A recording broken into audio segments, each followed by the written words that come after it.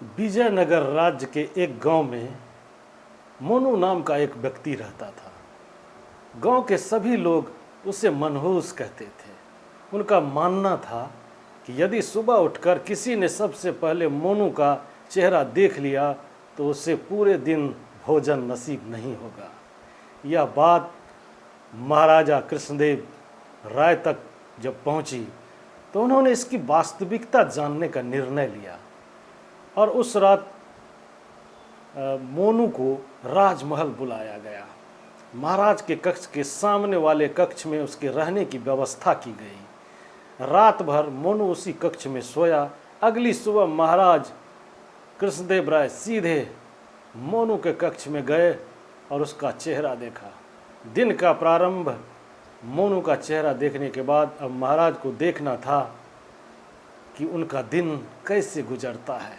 उस दिन दरबार में जाने के पूर्व वे भोजन के लिए बैठे थे कि उन्हें तुरंत किसी आवश्यक मंत्रणा हेतु बुलावा आ गया और वे बिना भोजन किए ही दरबार चले गए।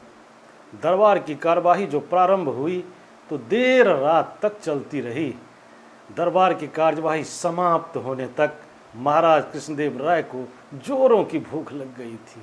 जब उन्हें भोजन परोसा गया तो उन्होंने देखा कि उसकी थाली पर एक मक्खी बैठी हुई है। उन्होंने भोजन छोड़ दिया और अपने शयन कक्ष में चले गए। कुछ देर बाद रसोइया जब पुनः भोजन बना कर लाया तब उनकी भूख मर चुकी थी। वे बिना खाए ही सो गए।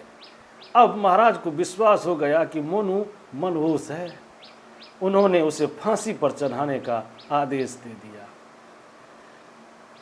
मोनू की फांसी की बात जब उसके पत्नी तक पहुंची तो वह रोते रोते तेनालीराम के पास आई और उससे सहायता की गुहार लगाई। तेनालीराम ने उसे आश्वासन देकर भिजवा दिया।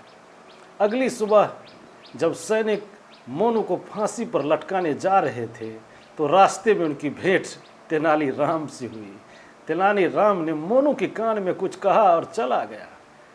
इधर फांसी गृह पहुंचने के बाद सैनिकों ने मोनू से उसकी अंतिम इच्छा पूछी। मोनू ने कहा कि मैं महाराज को एक संदेश भिजवाना चाहता हूँ। एक सैनिक द्वारा वह संदेश महाराज तक पहुँचाया गया। संदेश इस प्रकार था, महाराज, सुबह सबसे पहले मेरा चेहरा देखने से किसी को पूरे दिन भोजन नसीब नहीं होता, लेकिन महाराज आपका मुंह देखने पर तो इंसान को जीवन से हाथ धोना पड़ता है। बताइए ऐसे में ज़्यादा मनहूस कौन है? संदेश पढ़ने के बाद महाराज को अपनी अंधविश्वासी सोच पर शर्म आई। उन्होंने सैनिकों से कहकर मोनू को बुलवाया और पूछा कि ऐसा संदेश भेजने का परामर्श तुझे किसने दिया था?